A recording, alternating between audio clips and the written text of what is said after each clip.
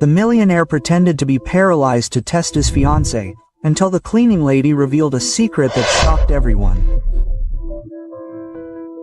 Our stories have traveled far. Where are you watching from today? Share with us in the comments. The sun was setting over São Paulo when Estevão Sampaio entered his penthouse in the gardens. Silence greeted him, as always, a faithful companion of the last few nights. At 45, he ran a real estate empire, but lived in self-imposed solitude. "Mr. Estevão, your dinner is ready," Dalva said, approaching with soft steps. Dalva had worked for the Sampaio family since Estevão was just a boy in short pants. Now she watched sadly at the man he had become after the divorce. "I'm not hungry, Dalva," he replied, throwing his jacket on the sofa and pouring himself a whiskey. "You've hardly eaten all day," she insisted, concern evident in her voice. Estevão looked out the panoramic window. The city stretched out at his feet, thousands of lights that seemed as distant as he felt from everything and everyone. "You know, Dalva, today I signed a contract for 200 million reais," he said, swirling the liquid air in his glass. 200 million, and do you know what I felt? Nothing, quote. Dalva approached, her face lined with time and wisdom. "Since Mrs. Camilla took half of what you built, you've closed yourself off from the world." Estevão gave a bitter smile. "She didn't just take money, Dalva, she took my trust too. Not all women are like her." "Everyone has a price," he replied dryly.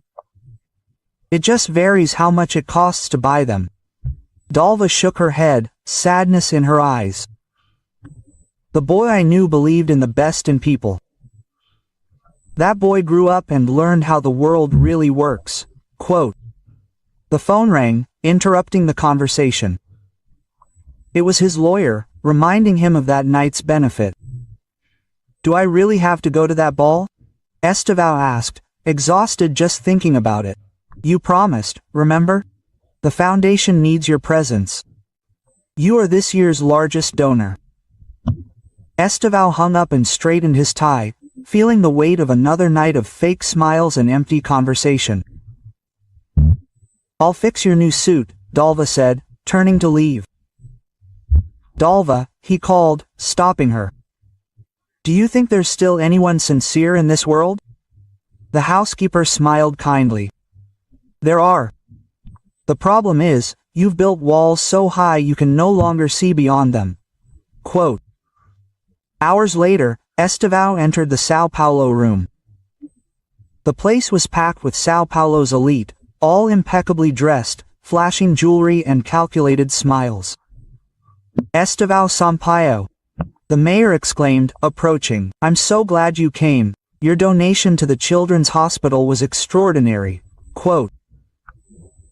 "It's the least I can do," he replied automatically, his eyes scanning the room.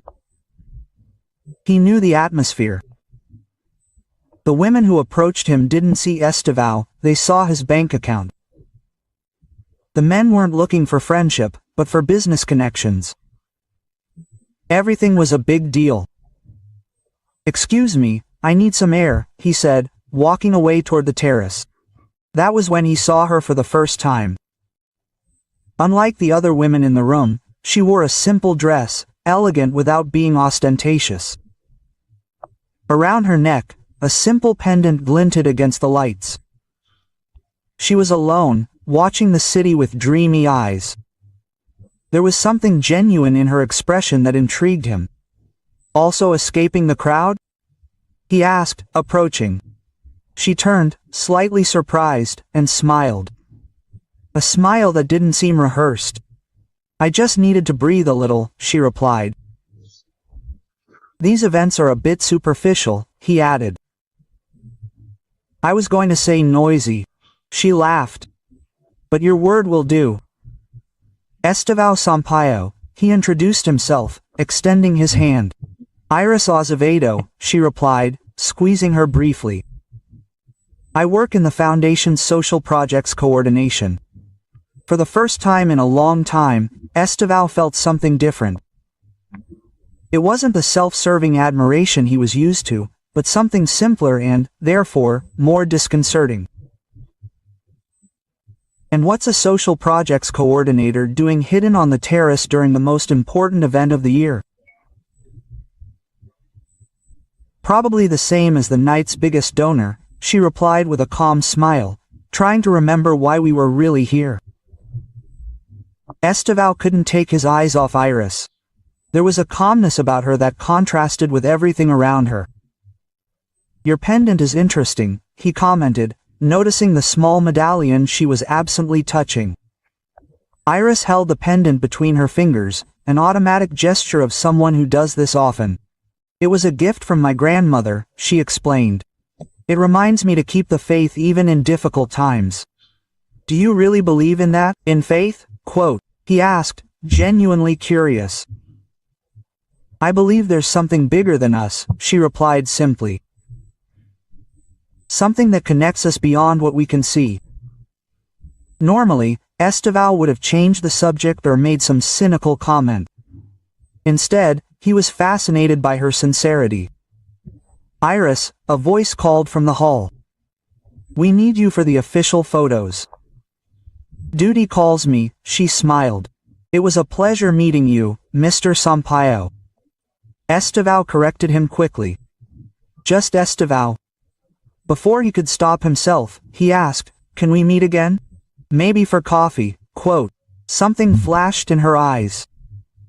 Surprise, hesitation, interest.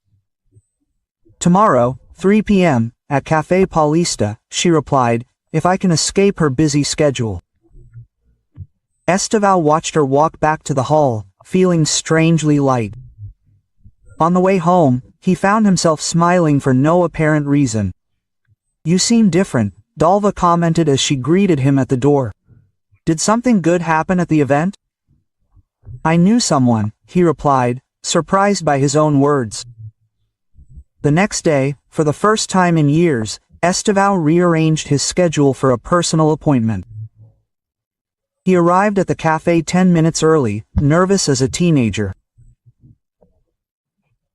Iris showed up punctually, dressed simply but elegantly, and sat across from him with a calm smile. I confess I was surprised by your invitation, she said as she ordered a tea. I was surprised to do it too, he admitted. The conversation flowed with disconcerting ease. Iris spoke about her work with underprivileged children with genuine passion. She didn't mention her fortune, her companies, or her power. She talked about people, dreams, and challenges. You're different from the people I usually meet, he commented after an hour of conversation. Different how? She asked curiously. Real, he replied simply, as if he wasn't trying to impress me or get something from me. Iris smiled. A smile that warmed something long cold inside him. Maybe because it wasn't. That coffee turned into dinner the following week. Dinner led to a walk in the park on Sunday. Estevão found himself in places he would never have frequented. A street fair, a neighborhood movie theater, a family restaurant without Michelin stars. Come on. You have to try this pastel, Iris insisted, pulling him by the hand at a Sunday market. I don't know if I should trust street food, he joked. Some of the best things in life are in the simplest places, she replied. You just have to be willing to try it. He bit into the pastel and smiled, surrendering. You've won. It's delicious. At the office, his assistant noticed the change. You're smiling, she commented in surprise. Even in meetings, Estevão's usual harshness gave way to an unusual lightness. The employees exchanged confused glances. Quote, what's going on with the boss? They whispered in the hallways. At home, Dalva watched the transformation with hope. Quote, this girl must be special, he commented one night while serving dinner. It's been a while since I've seen him so lively. She's different, Alva, he admitted. She doesn't care about luxury cars or expensive restaurants. In fact, she seems uncomfortable when I try to impress her like that. Some people value what money can't buy, the housekeeper replied with a wise smile. Esteval felt the walls he'd built around his heart begin to crack. For the first time in years, he allowed himself to dream of the possibility of true love, a love that was priceless. After 3 months together, Esteval surprised himself by realizing he was in love. He had brought color to a world that had been gray for so long. Have you ever considered living in a house with a garden? Quote. She asked as they walked hand in hand through Ibirapuera Park on a sunny Sunday. My penthouse has a garden on the balcony, he replied, amused. Iris laughed. He loved hearing that sound. It's not the same. I'm talking about a real garden, where you can feel the soil between your fingers and watch the plants grow. I've never thought of that, he admitted. But I like the idea if you're in that garden with me. Her smile lit up her face, but Estevan noticed something else in her eyes, a fleeting shadow of concern that she quickly masked. That night, when he dropped her off at her modest apartment, she hugged him with unusual strength. Is everything okay? He asked worriedly. Yes, she replied, smiling. I'm just happy to have you in my life. 2 days later, Estevan arrived home early, planning to surprise Iris with an invitation to a weekend in Campos do Jordão. He found Dalva in the kitchen making tea. Quote, Miss Iris is in the office taking a phone call, Dalva informed him. It sounded important. Estevan walked down the hallway, ready to announce his arrival, when he heard Iris's anguished voice. I know these are high stakes, but we're in despair. No, I can't wait any longer. Marriage would be the solution to all this. He froze where he was, the words hitting him like an icy avalanche. Marriage, solution, high stakes. His hands began to tremble. Memories of the past flooded his mind. Camilla smiling for the cameras as she signed the divorce papers, taking half of everything he'd built. Quote, I know what I'm doing, Iris continued on the phone, oblivious to his presence. Trust me, it will work out.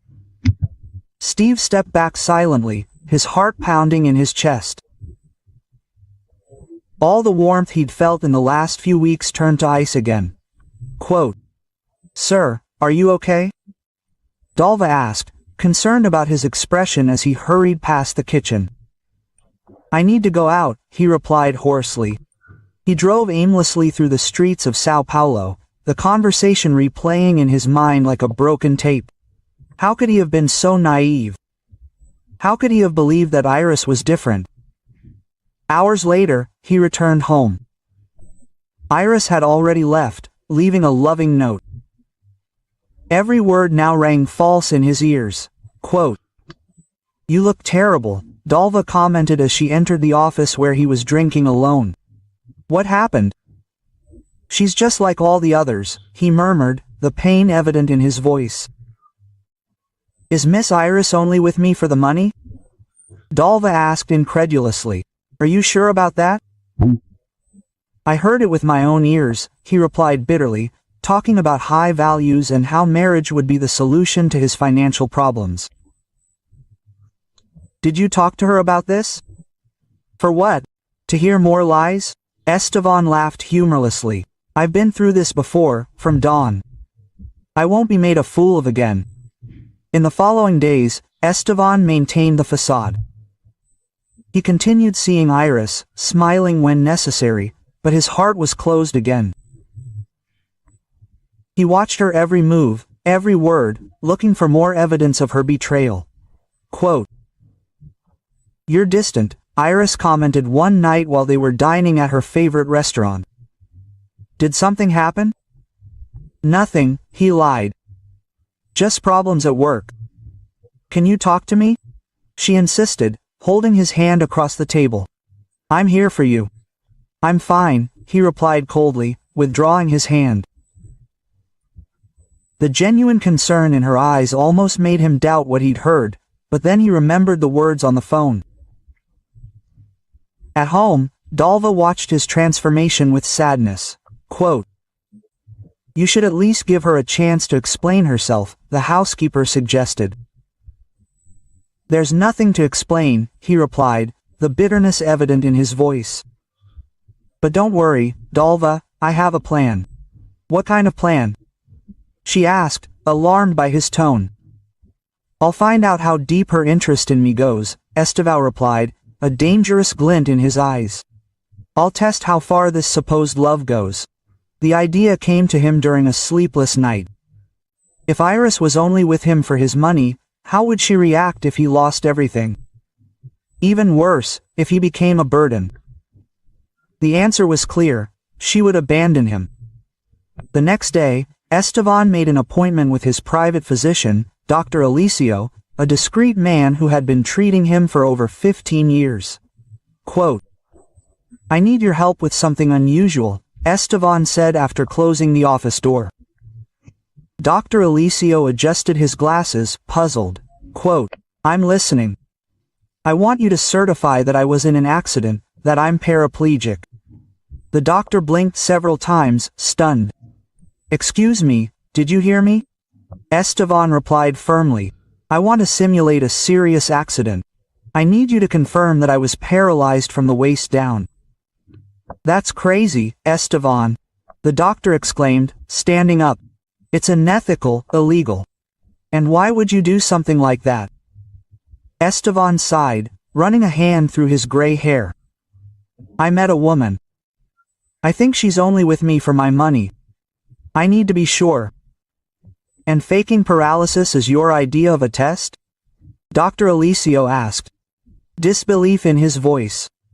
"I can't participate in this."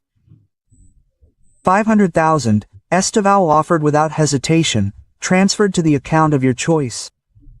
"No one but the two of us will know." Quote, the doctor remained silent, the conflict evident on his face. "Think of the research you always wanted to fund," Esteval insisted. "The equipment for your hospital."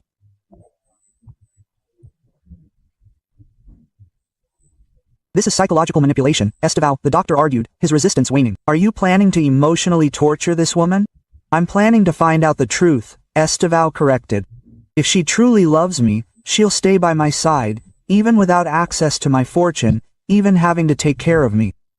Otherwise, after an hour of arguing, Dr. Alicio relented, though clearly uncomfortable. "I'll prepare the medical documents," he said reluctantly. "But I want to make it clear that I'm against it." "Just be convincing," Estevan replied, feeling a mixture of triumph and shame. The plan was meticulously crafted. A car accident would be staged. The car would actually crash, but without Estevan inside. The medical records would be in order. The story would be that he suffered a spinal cord injury that left him unable to move from the waist down. The night before the accident, Estevan had dinner with Iris at his favorite restaurant. Looking at her, laughing at one of her stories, he felt a twinge of doubt. "What if I was wrong? Are you okay?" Quote, she asked, noticing his expression. "I am," he replied, forcing a smile, "just thinking about how my life has changed since I met you." She held his hand, her eyes full of affection. "Mine too," for a moment, almost called it quits. But then he remembered the words he'd heard: high values, and marriage would be the solution. His heart hardened again. The next day, the plan was executed. The news reached Iris through Dalva. Esteval had suffered a terrible accident. He was in a stable condition in the hospital, but the doctors had just confirmed it. He would never walk again. When Iris arrived at the hospital, Esteval watched her reaction carefully. She was pale, her eyes red from crying. She seemed genuinely devastated. "Esteval," she whispered, approaching the bed with hesitant steps. "Hi," he replied, trying to sound weak. "Sorry, I'm not at my best." She threw herself at him, hugging him gently. "Thank God you're alive. When Dalva called, I thought." Her tears wet her cheeks. For a moment, she felt horrible for what she was doing, but she had to stick to the plan. She needed to be sure. "Did the doctors talk to you?" he asked, his voice deliberately fragile. She nodded, wiping away her tears. "Drut, Alicio explained it to me, but that doesn't matter, understand? You're alive. We'll get through this together." Quote. Now began the real test. The following days would show how Iris truly felt about him. If she gradually disappeared or suggested breaking up, he would have his answer. If she stayed, Stephen pushed that thought away. No one would stay for love. Not when the price was so high.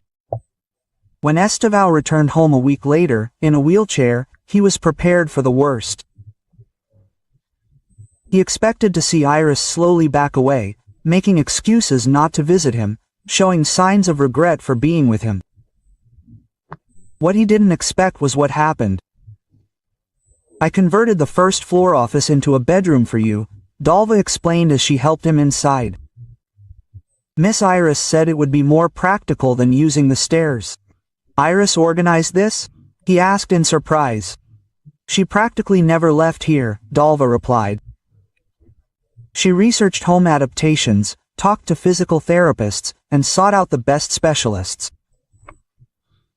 At that moment, Iris appeared in the doorway, a tired smile on her face. There were dark circles under her eyes, but her gaze was determined. "Welcome back," she said, leaning in to kiss him. In the days that followed, Estevao watched in surprise as Iris reorganized her life around him. She reduced her work hours at the foundation to be more present. She learned transference techniques to help him get out of his chair. She cooked for him, despite Dalva's protests. "You don't have to do this," he said one night as she served the dinner she had prepared. "Can I hire people?" "I know you can," she replied simply. "But I want to." "Why?" Quote. The question slipped out before he could stop it. Iris looked at him in confusion. "Why do I care about you?" "Because I want to be here." Quote. He studied her face, searching for signs of deceit, of calculation. He found none. One night, he woke in the middle of the night and realized Iris wasn't in bed next to him. He heard a soft sound coming from the corner of the room. Turning his head, he saw something that took his breath away. Iris was kneeling on the floor, head bowed, hands clasped. She prayed in whispers, silent tears streaming down her face. "I know I'm asking a lot, but please give him strength. He's a good man, he doesn't deserve this suffering. And if it's possible, if it's in your plans, let him walk again. I would give anything." Quote. Estevao closed his eyes, feigning sleep as she returned to bed. His heart was heavy in a way he couldn't explain. 2 weeks later, during a physical therapy session that Iris insisted on attending, the physical therapist commented, "I'm impressed with your progress, Mr. Sampaio, and with your support, Senrita Azevedo. Many patients aren't so lucky." "It's not luck," she replied, smiling at Estevao. "It's love." That afternoon, while she went to get his medication, Estevao found himself alone with Dalva. "She's still here," he commented, almost to himself. "You seem surprised," Dalva replied, arranging the pillows on the bed. He really thought she would run away. "Any rational person would run away," he said. "Who wants to spend their life caring for someone in a wheelchair?" "Someone they love," Dalva replied simply. "True love isn't rational, Mr. Estevao. It never has been." Quote. He fell silent, watching the housekeeper. "Are you sure you're doing the right thing with this whole show?" she asked suddenly. Esteval felt his blood run cold in his veins. Like you?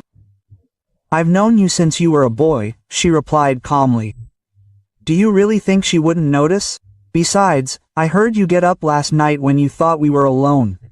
Quote, are you going to tell her? He asked tensely. It's not up to me, Dalva replied.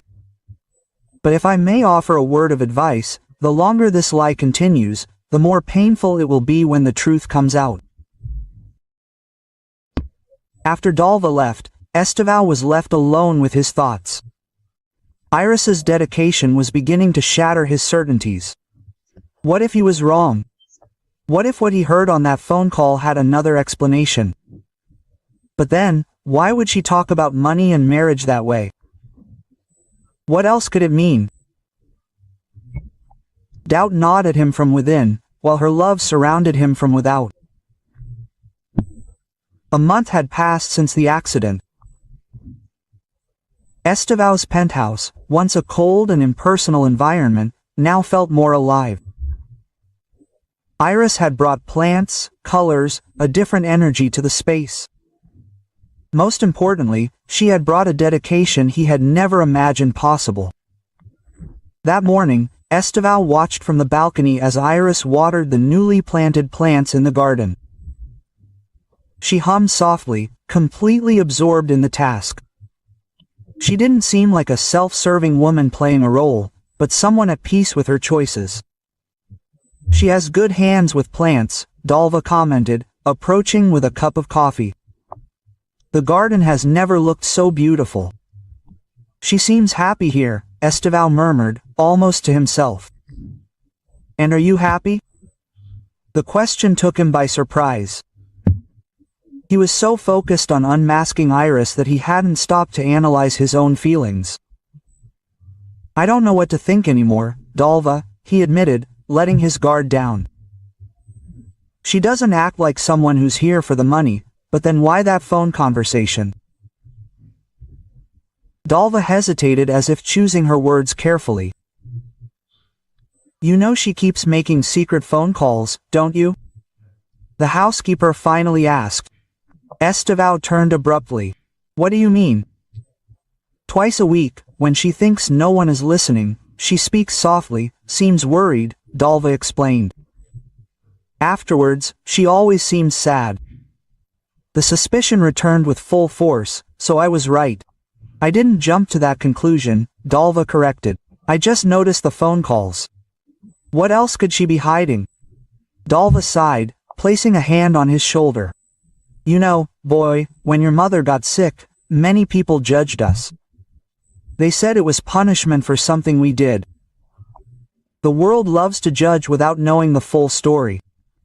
What does that have to do with Iris? Quote. He asked, confused. We all carry secrets, Mr. Esteval. Not all of them are malicious. Some are just too painful to share. Quote. At that moment, Iris walked in, smiling when she saw them. What are you talking about so seriously? She asked, approaching to kiss Esteval's forehead. Dalva was telling me stories about when I was a child, he lied. I'd love to hear, Iris replied, sitting down beside him. Dalva smiled enigmatically. And withdrew, leaving them alone. That night, after Iris fell asleep, Esteval lay awake thinking about Dalva's words. What if I was judging Iris unfairly? What if there was another explanation? Quote. The next morning, he found Dalva alone in the kitchen. I want you to tell me more about these phone calls, he said bluntly. Dalva placed a cup of coffee in front of him. They always happen on Tuesdays and Thursdays, when you're in physical therapy. She locks herself in the guest room bathroom, talks for about 15 minutes, always looking distressed. Then she spends some time in her room as if needing to compose herself. And you've never heard what she's talking about? It's not like me to listen to other people's conversations, Dalva replied firmly. But you have an opinion, don't you? He insisted. Dalva looked at him deeply. that look that had made him feel transparent since childhood. I do. I believe that Miss Iris carries a heavy burden, something that hurts her, but which she tries to hide from you. Why would she hide something from me if she truly loves me? Quote, Esteval asked. Dalva sighed, her wise eyes fixed on him. Be careful what truth your eyes seek, my boy. Sometimes desperation makes good people take crooked paths. Look at her soul, not her mistakes. Quote. Esteval remained silent, letting the words sink in. You're so focused on proving she's like everyone else that you can't see what's right in front of you, Dalva continued. Have you considered that perhaps she approached you out of interest, yes, but then truly fell in love? That wouldn't justify her initial lie, he countered. And is your current lie justified? Dalva asked, standing up. We are all imperfect, Mr. Esteval. We all deserve the chance to explain our choices. Quote. That afternoon, while pretending to read a book, Esteval discreetly observed Iris.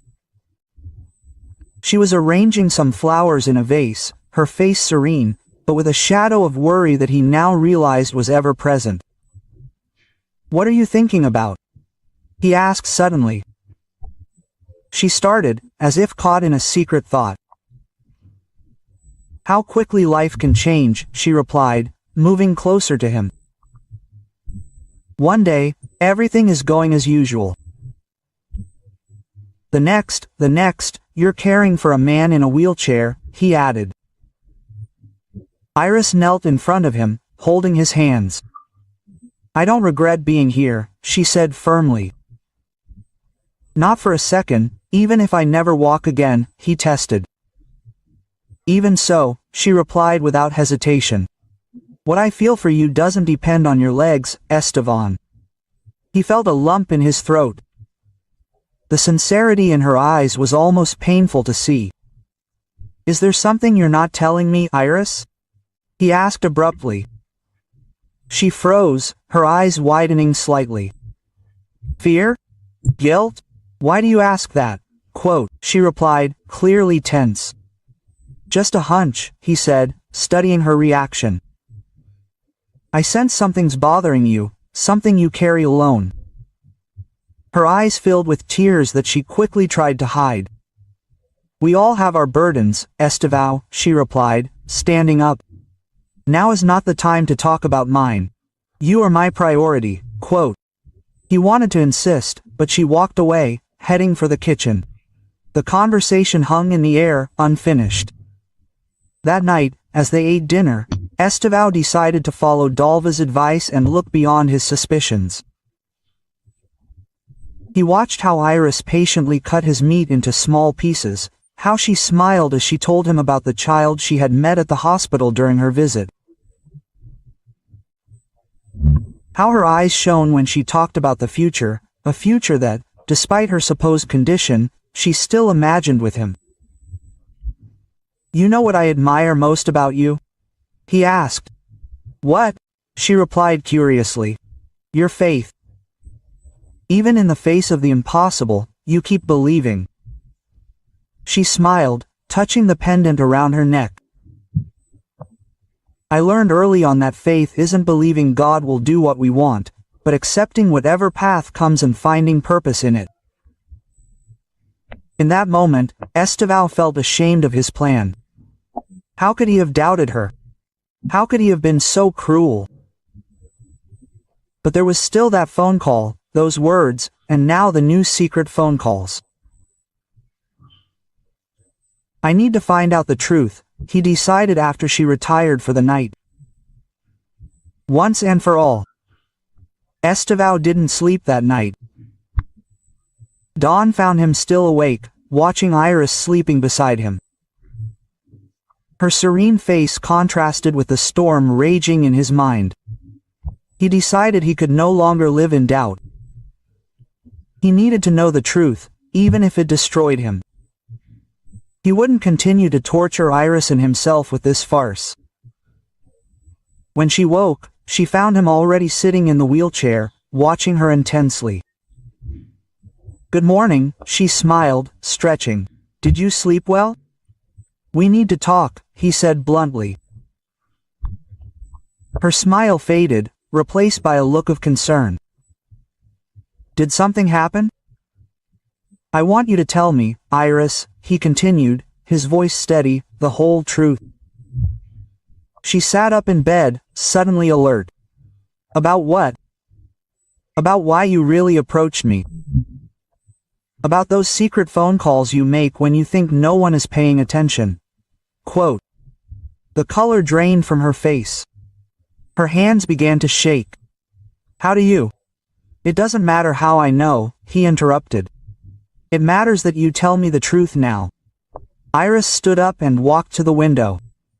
For a long moment, she was silent, as if gathering her courage. "You're going to hate me," she whispered finally, so softly he barely heard. "Try." She turned away, tears streaming down her face. "When we met at that charity ball, it wasn't by chance," she began, her voice trembling. "I knew who you were. I knew everything about you, and yes, I approached you because of your money." Quote. Even though he'd already suspected it, her words were like a punch to the gut. "Go on," he said, keeping his voice neutral despite the pain. "My younger brother, Hyder, is 19. 8 months ago, he was diagnosed with a rare form of leukemia." She took a deep breath, the words coming out in a torrent. "The only available treatment is experimental, made in the United States, and costs more money than I could save in 10 lifetimes." She wiped her tears with the back of her hand. "I tried everything. I mortgaged my apartment, sold my car, ran fundraisers, but it was like trying to empty the ocean with a bucket. Time was running out. The doctor said he had 6 months at most." Quote. Estevão was beginning to understand. The pieces were falling into place. "So you decided to approach a rich man," he concluded. "Yes," she admitted, her face contorted with shame. "A colleague at the foundation told me about you, about how generous you were to children's causes. I got an invitation to the dance. And well, you know the rest, the phone calls to his doctor in the United States and to my brother in the hospital," she replied. "I didn't want you to know. I didn't want to mix things up. Why didn't you ask me for help?" Quote, "Directly? For all this manipulation?" Iris laughed humorlessly, a bitter sound. "Would you have helped? A stranger asking for millions to save a brother you've never met. After your divorce, everyone comments, how closed off you became, how suspicious you became." She approached, kneeling before him. "But then something I hadn't planned happened. I fell in love with you, Estevão, for real. The guilt consumed me day after day. Every moment of happiness with you was also a moment of torture, because I knew it had started with a lie. And marriage? I heard you saying it would be the solution." Quote. She lowered her eyes. "Yes, I thought about that at first. That if we got married, I could convince you to help my brother. It was a horrible thought. I know. What now?" Quote. He asked, his voice softer. "Are you still with me because of the money for your brother?" "No," quote, she exclaimed, holding his hands tightly. "When you had the accident, I realized it didn't matter if you could never help me financially again. I love you, Estevão, for who you are, not for what you have." Quote. She sobbed, tears now flowing freely. "I know I don't deserve your forgiveness. I know you'll probably send me away, but I needed you to know the whole truth." Quote. "My brother is dying, and I would do anything to save him, even break my own heart, lying to the man I love." Stephen looked at the broken woman before him.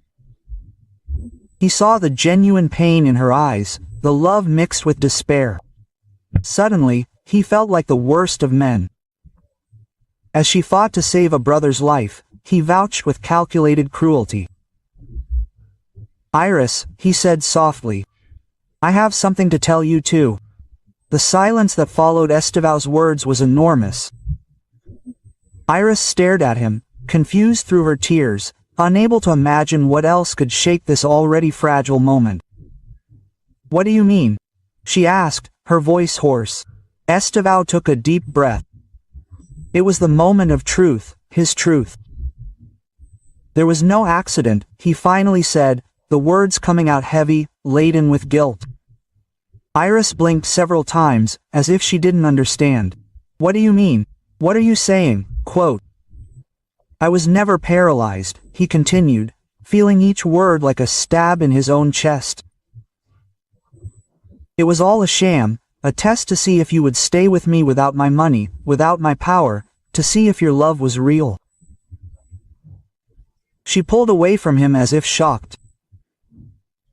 Her eyes widened in disbelief, then in understanding, and finally in horror. No, she whispered, standing and stepping back. No, it can't be true. It's true, he admitted, gripping the arms of the chair. And I can prove it. Slowly, Esteval rose from the wheelchair. His movements were stiff after so much time pretending, but they were real, undeniable. He stood before her, without support, without artifice. The scream that tore from Iris's throat was invisible, a mixture of relief and betrayal. Can you walk? She asked, her voice almost unrecognizable. All this time? Yes, he replied, taking a step toward her. Don't come any closer, she shouted, reaching out to stop him. Not one more step. Stephen stopped, seeing the damage he had done. Iris's face was contorted with pain and anger. Listen, can I explain? Explain? She repeated, her voice rising. Explain what? That while I blamed myself day and night for a lie, you created a monstrous farce. While I prayed for a miracle, you enjoyed watching me suffer. It wasn't like that, he protested. I heard your phone conversation about high values and how marriage would be the solution. I thought you were using me. Quote. Iris closed her eyes as if trying to absorb the blow. So, instead of asking me, of confronting me like an adult, you decided to play with my feelings, pretend a disability? Do you have any idea how painful that is? Every word she said was true, and each one cut into Esteval like a blade. While my brother fought for his life, really fought, you pretended, she continued, her tears now streaming with fury. Do you know how many sleepless nights I spent? How many times I begged God for you, and it was all just a sick game. Iris, please, quote, he begged, taking another step toward her. Don't touch me, she screamed, backing away. Don't ever come near me again. She began frantically gathering her things, throwing clothes into a bag. At least let me help your brother, Esteval pleaded desperately. Can I pay for the treatment? Can I? We don't want anything from you. Quote, she cut her off. I'd rather see my brother die with dignity than save him with your dirty money. Dalva appeared in the doorway, alarmed by the screams. What's going on? The housekeeper asked, looking shocked at Esteval standing there. Ask him, Iris replied bitterly. Ask him about his little act. Miss Iris, wait, Dalva pleaded. Don't go like that. There's nothing left for me here, she replied, closing her bag. Only lies and cruelty. Esteval tried to hold her back, but she pulled away. It's over, Esteval, you got what you wanted. You proved I lied. Congratulations, but your lie was 1,000 times worse than mine. Quote, with those words, she left the room, striding quickly down the stairs. Esteval was paralyzed, truly paralyzed, this time not by a physical condition, but by the magnitude of his mistake. When he finally reacted, he ran after her, but it was too late. The front door was already closing. What did you do? Dalva asked, looking at him with a mixture of disappointment and sadness. I destroyed the only good thing that's happened to me in years, he replied, falling to his knees in the middle of the room.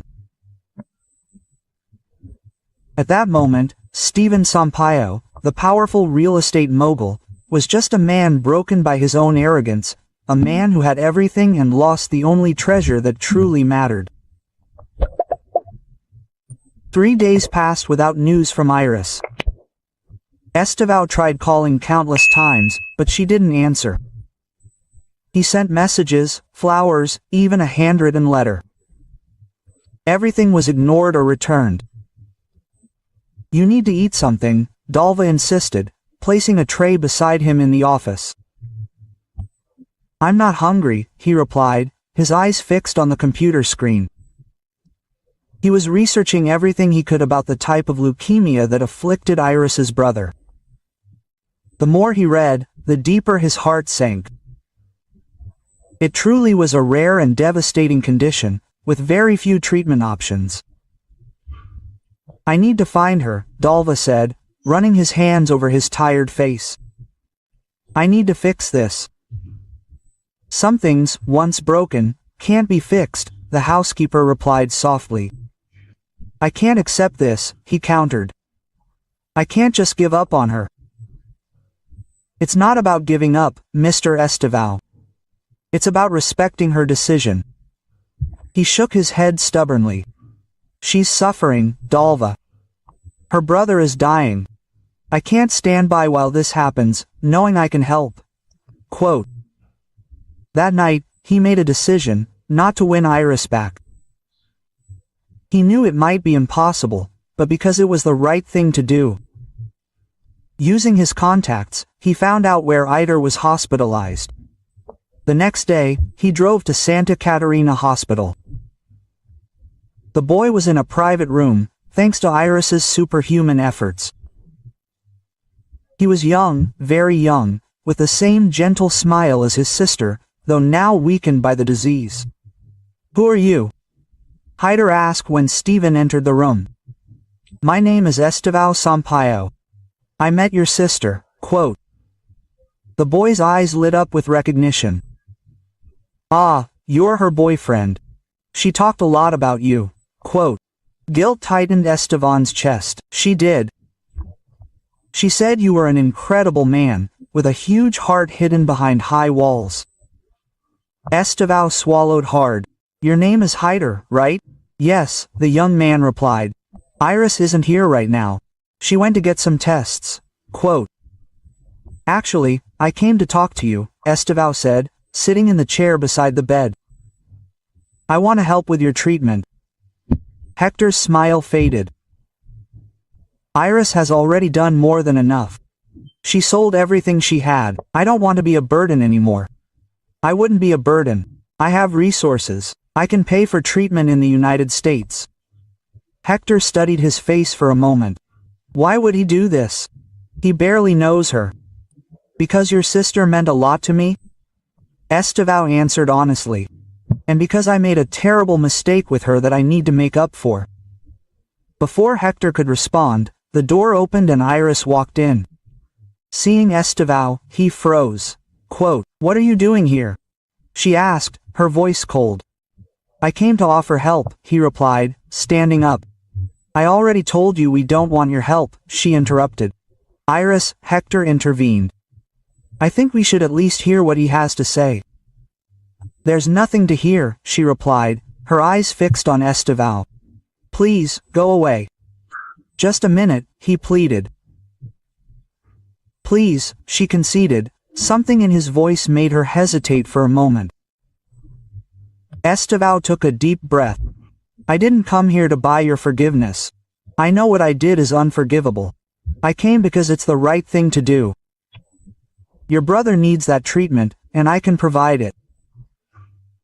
"We don't need your charity," she countered. "It's not charity," he replied. Redemption, not for you, but for myself." There was a moment of tense silence. "There's one more thing," Estevao continued. "I did compatibility tests. I'm a bone marrow donor match for Hyder." Iris's eyes widened in shock. "What? How is this possible?" "The doctors say it's rare, but it happens." My blood type and genetic markers are compatible with his.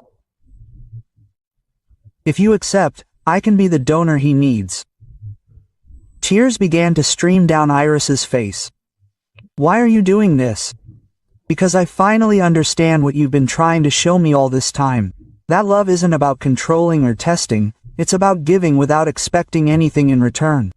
Hyder looked from one to the other in confusion. Quote, "I think I'm missing something here," he commented.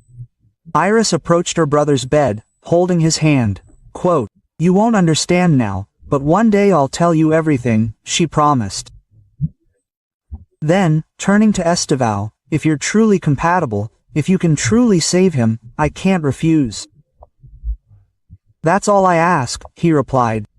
"A chance to do something good, something real." In that moment, there was no forgiveness, no reconciliation, just a silent truce, an agreement made out of love for a young man who deserved a chance to live. 6 months had passed since the transplant. The procedure was a success, and Hyder was now home, gradually recovering. The doctors were optimistic. His body had accepted Estevão's bone marrow well, and the signs of the disease receded with each new scan. Estevão kept his word. He paid for everything, organized the best medical teams, but kept his distance from Iris, respecting her space. She only received updates on Hyder's condition from the doctors. One Sunday afternoon, he was sitting in the garden of his house. No longer the cold cover in the gardens, but a house with a real garden, as Iris had once suggested. Dalva approached with a cup of coffee. Miss Iris called, he informed her. She asked to meet him at Ibirapuera Park at 4 o'clock, near the lake. Estevão felt his heart race. It was the first direct contact she had initiated in months. She said, "Why?" "No, sir, just that I'd like to talk." At 4 o'clock sharp, Estevão arrived at the agreed-upon location. Iris was already sitting on a bench, watching the ducks on the lake. She was thinner, with slight dark circles under her eyes, yet still beautiful in his eyes. Quote, "Thank you for coming," she said as he approached. "Thank you for calling," he replied, sitting at a respectful distance. For a few minutes they sat in silence, just watching the people strolling through the park. Quote, "Hyder, are you fine?" she finally said. "The doctors say his recovery is nothing short of a miracle." "I'm glad to hear that." "He's asking for you," she continued. "He wants to get to know the man who saved his life better." Estevão looked at her in surprise. "I told him everything," Iris explained. "About how we met, about my initial lie, about your test." He was furious with us both, then laughed and said we're both idiots who deserve each other. Single quote. A hesitant smile appeared on Esteva's face. "Your brother seems wise. More than the two of us combined." "Definitely," single quote, she agreed. Another silence fell, more comfortable this time. "These months have given me a lot of time to think," Iris said. "About us, about everything that happened." "I've thought a lot too," he replied, "especially about what a fool I was." "We were both fools," she corrected.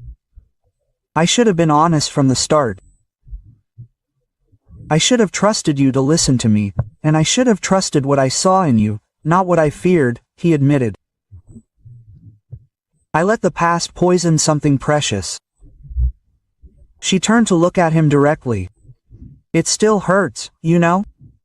Thinking about all that, those nights I spent praying for you, believing you were suffering." Single quote quote. "I know it hurts," he replied quietly. "And I know I don't deserve your forgiveness." "It's not a matter of deserving it," she said. "Forgiveness is never earned, it's given like love." Her eyes shone with unshed tears. "I don't know if we can rebuild what we had," she continued. "There are too many scars, too much pain." "I don't want to rebuild," Esteva replied, surprising her. "I want to build something new, something honest from the beginning." He gathered his courage and extended his hand, almost touching hers, but stopping just inches away. Can we start over? Like two strangers meeting here today, no lies, no games, just two imperfect people trying to make something right.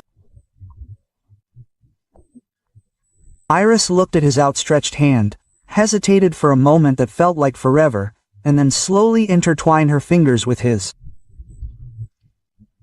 "Hello," she said, a small smile forming on her lips. "My name is Iris Azevedo." "Estevao Sampaio," he replied, his heart overflowing. "Nice to meet you, Iris." It wasn't an ending, but a new beginning. There were no guarantees it would work. There were no certainties that love would survive the scars, but there was hope, there was truth, and maybe, just maybe, that would be enough to build something real and lasting. "There's a cafe nearby," he suggested. "Can we talk more? Really get to know each other this time." "I'd like that," she replied, standing up. As they walked side by side, not holding hands, but close enough to feel each other's warmth, Estevao realized Dalva was right.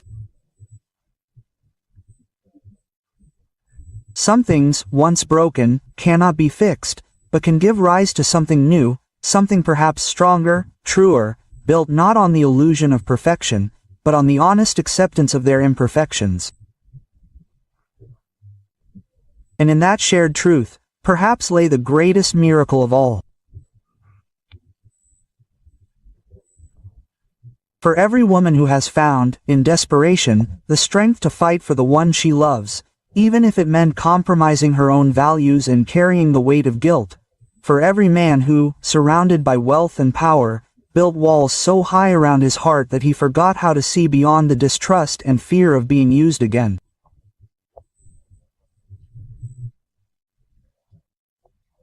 For you who have felt betrayed by life and chosen to test love rather than simply believe in it, creating elaborate traps to prove what, deep down, your heart already knew. The story of Estevao and Iris teaches us that lies, whether born of love or fear, create invisible prisons that ultimately imprison the one who tells them first. It shows us that the true miracle lies not in the physical healing of a body, but in the healing of the soul, when we finally decide that the truth, however painful, is the only path to liberation. It is having the courage to kneel before those we have hurt and not ask for forgiveness, but offer redemption through concrete actions, expecting nothing in return.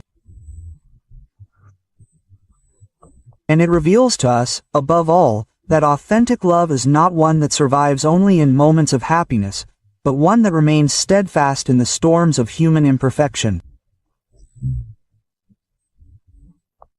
It is one that recognizes that we are all broken in some way and that our scars, when exposed honestly, can become bridges, not walls. May this story be a reminder that sometimes we must lose everything we value to discover what truly matters. That money can buy comfort, but it cannot buy faith. That power can command respect, but it cannot command devotion. True love is not found in what is perfect, but in what is real. Not in what we test, but in what we trust. Not in what we control, but in what we free to grow. And perhaps the greatest truth of all is this: you don't have to be perfect to deserve love, nor do you have to be infallible to offer it. You just have to be human, with all the frailties and mistakes that entails, and still choose every day to begin anew with truth in your heart. Because in the end, it's not grand mansions or fortunes that define us, but the small gestures of genuine love we offer when no one is looking. Like a prayer whispered in the middle of the night for someone we love, or the willingness to give a part of ourselves to save another's life. So, what did you think of the story? Leave your opinion in the comments. We love to hear your thoughts. Don't forget to like the video to support us and subscribe to the channel. Until next time, M.